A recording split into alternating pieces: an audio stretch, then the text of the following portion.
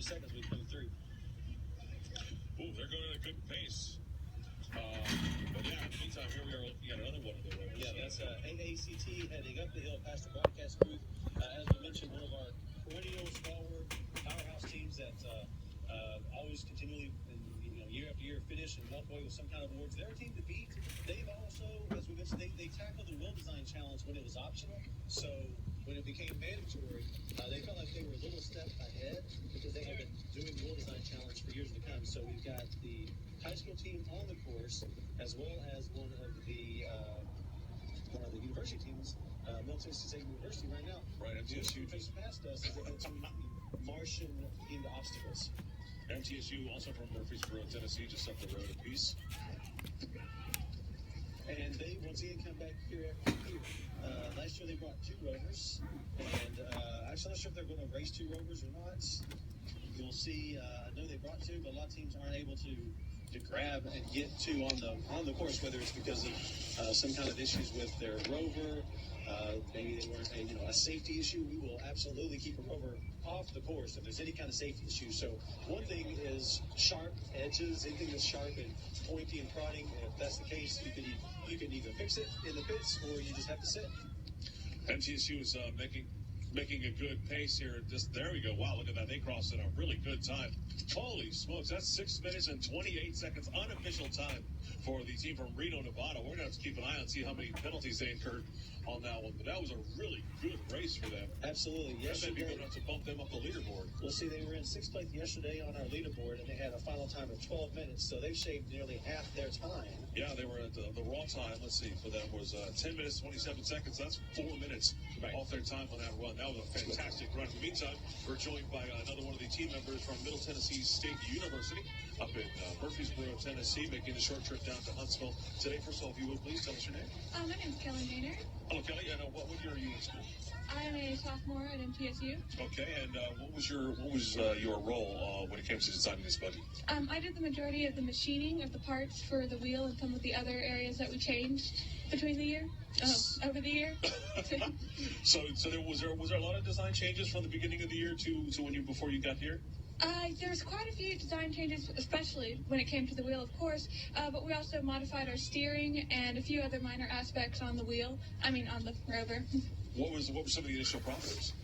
It was more of just noticing last year we changed our ratio on the gears on our clamps, and then the steering we were trying to get a shorter radius of a turn, and those were our main goals, just improving. Not really any problems, just making things better. Excellent. So how did you address the challenge this year, though, of actually the non-rubber or inflated, tires? We had knocked around many ideas about it, and someone actually just happened to see these nubs that they use for electronics online and said, why don't we try using this? And for some reason, we all ran with it, and we worked about using it. And it worked out well for us, and they've held up throughout this entire course. Unfortunately, it looks like your team is stuck where everybody has been, so don't feel bad. We have to keep reassuring people of that one. That this is the more difficult of the obstacles out here this year is just beyond the Martian Butte. I think they got past the first part of it, but maybe set in between, maybe trying to get buckled back in there. Probably. What was some of the more challenging aspects for you personally when it came to working with your team? Well, I had never machined anything before at the beginning of our process, so there was a bit of a learning curve there. After that, team-wise, we all worked well together. We had a good system. People that were good at drilling did a lot of the drilling, and it kind of just became a conveyor of all the things that we needed to build, because each wheel had, I think we counted 1,500 pieces if you count every nut and bolt and one wheel. Wow, it's a good collaborative effort.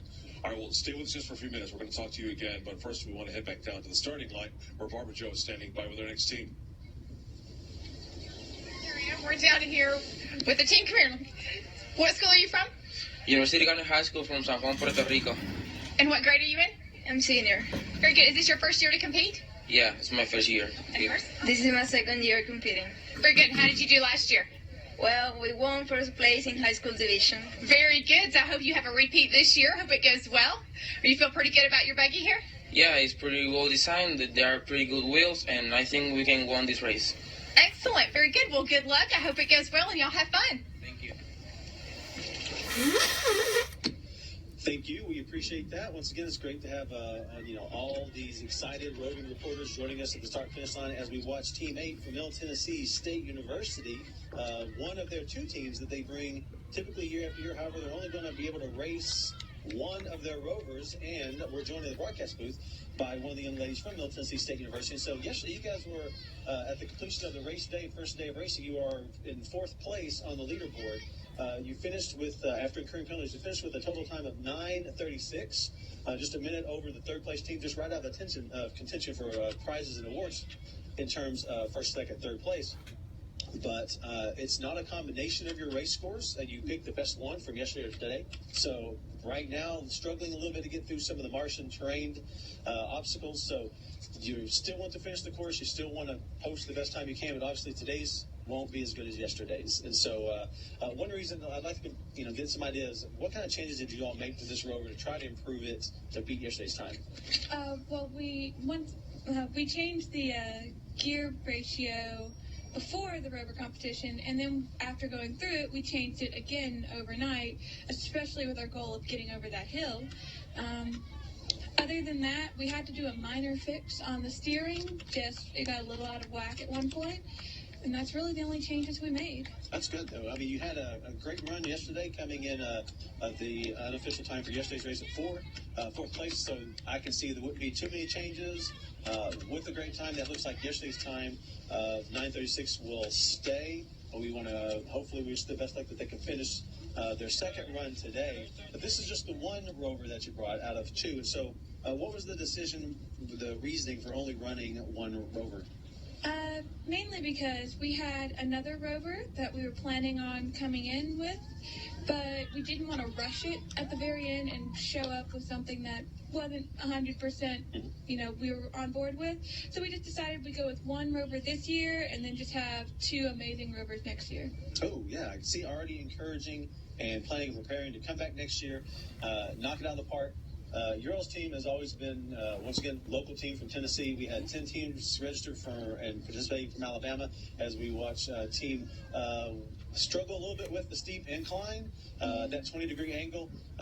That issue, it seemed like the wide wheelbase helped you get across it, but a little bit of steering issue right there actually took you off the course. So running off the course will incur another little penalty, but we're glad to have your enthusiasm come back next year. Will you join the team next year? Yeah, I have 2 more years left, and I plan on staying for the rest of my time while I'm in university. And do you think, as we've talked and interviewed different teams, that their roles year after year have changed? We have some, the rookie or the freshman, sophomore class moves up to a leadership position on the role. And so you seem to enjoy, you mentioned the welding aspect and the machining aspect. Is that a role that you would want to continue on and maybe build more skills for your degree? Or is that something that you'd want to maybe move up more in the leaderboard?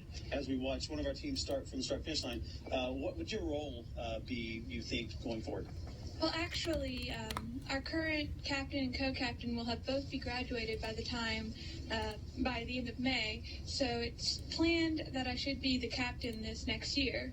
So next year we can have the captain. You won't be a rover racer, though, correct? No, I will not be a racer. Okay, so you will be a racer, you will be the captain, and that means you'll be able to come and join us again next year here at the broadcast booth. Of course. We appreciate that.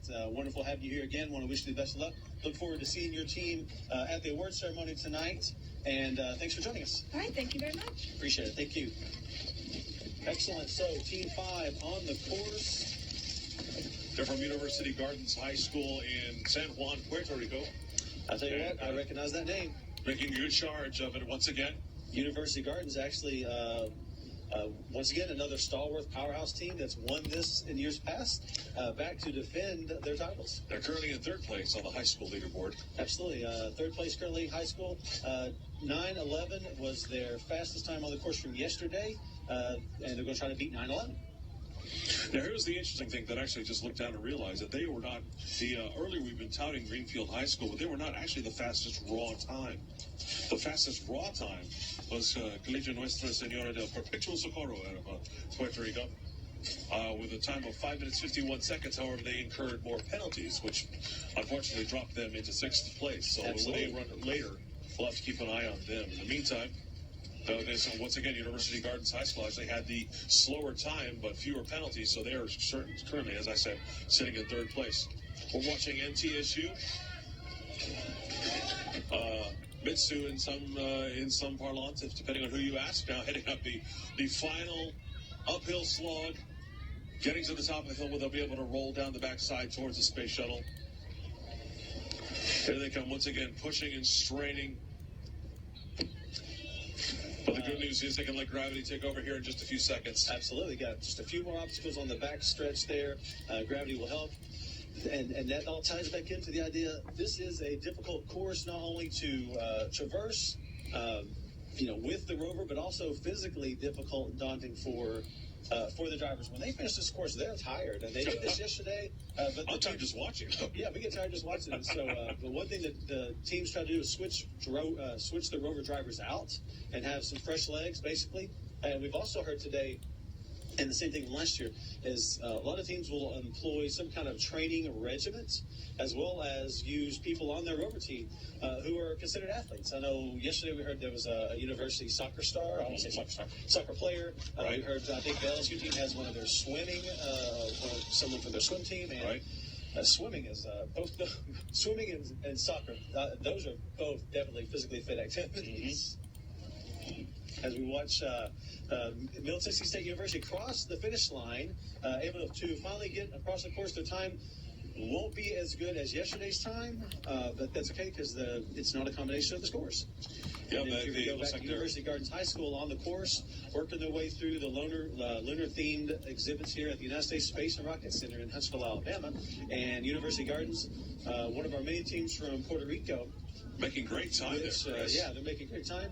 And they come here year after year. Puerto Rico brings, they've really got a great system set up in Puerto Rico. So a lot of schools, a lot of high schools, a lot of universities are really engaged and invested and interested in what's going on.